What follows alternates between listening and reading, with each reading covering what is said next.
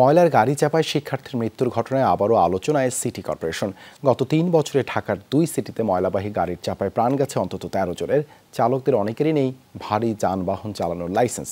উত্তরের মেয়র বললেন, ময়লার গাড়িতে ড্যাশ ক্যামেরা লাগানোর চেষ্টা চলছে, যা চান না চালকরা। দক্ষিণের মেয়র মৃত্যুর ঘটনায় জড়িতদের শাস্তির আওতায় আনার কথা জানান। রাব্বি সিদ্দিকী জানাচ্ছেন বিস্তারিত। সিলন ফ্যামিলি ব্লেন্ডের কড়ালিকার আর সতেজ স্বাদের পারফেক্ট ব্লেন্ডে স্বপ্নেরা মিলুক টানা। মতিঝিল আইডিয়াল স্কুলের ৭ম শ্রেণীর শিক্ষার্থী মাহিন আহমেদকে দক্ষিণ সিটির ময়লার গাড়ি ধাক্কা দেয় বৃহস্পতিবার রাতে। মুগদা এলাকার ঘটনায় প্রাণ যায় তার।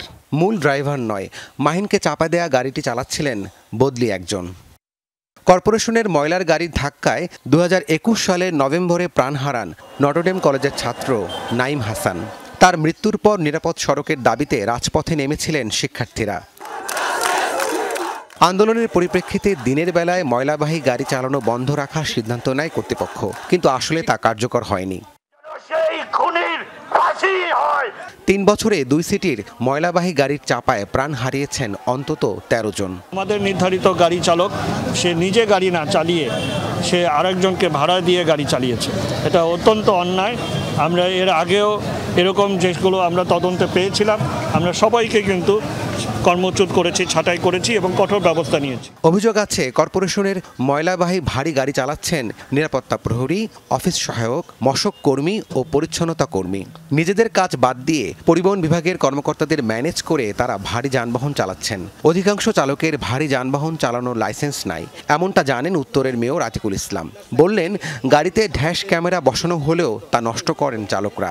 সামনে আরও কঠোর হবার হুঁশিয়ারি দিলেন তিনি। তারাও ড্যাশ ক্যাম লাগাতে চান। আজকে ড্যাশ ক্যাম লাগানো থাকে তাহলে কিন্তু আমরা আমাদের কমন সেন্টার মধ্যে দেখতে পারি যে ড্রাইভারটা কে চালাচ্ছে।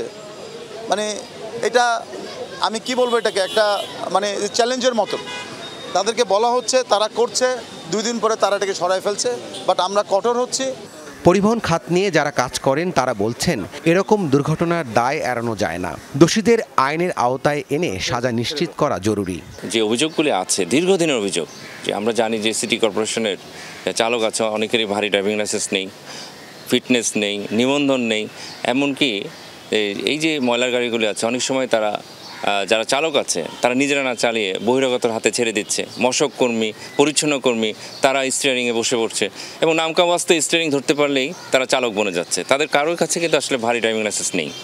তো এই অভিযোগগুলো তো আসলে দীর্ঘদিনের। তো এই অভিযোগের প্রেক্ষিতে পরিবহন ব্যবস্থাপনার সাথে যারা জড়িত আছে, কর্মকর্তা আছে, তারা আসলে কি পদক্ষেপ নিয়েছে? সিটি কর্পোরেশনের পরিবহন বিভাগকেও দায়বদ্ধ করার পরামর্শ দেন অধ্যাপক হাদিউজ্জামান। বিশেষজ্ঞরা সিটি কর্পোরেশনের এই ময়লার গাড়িগুলিকে নয়া ঘাতক হিসেবেই দেখছেন। আর যা ঘটছে তা কেবল দুর্ঘটনা নয়, অবহেলাজনিত হত্যাকাণ্ড। আর এইসব হত্যাকাণ্ডের সুষ্ঠু বিচার না হলে এমন দুর্ঘটনা বাড়তেই থাকবে বলে মনে করছেন তারা। রাব্বি সিদ্দিকী, যমুনা নিউজ, ঢাকা।